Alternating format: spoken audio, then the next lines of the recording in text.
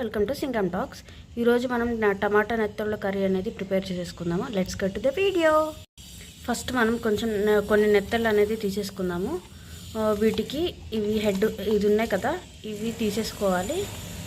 So వాటిని తీసేసుకుందాము. మనకి టమాటా నెత్తళ్ళ కర్రీకి కావాల్సిన మెయిన్ ఇంగ్రీడియంట్స్ టొమాటోస్, చిన్న చిన్నగా కట్ చేసుకున్న ఆనియన్స్ అండ్ పచ్చిమిర్చి, అల్లం వెల్లుల్లి పేస్ట్.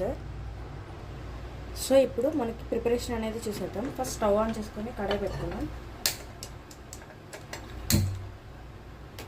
స్టవ్ ఆన్ చేసుకున్నాం కదా, సో దీంట్లో ఆయిల్ వేసేసుకున్నాము.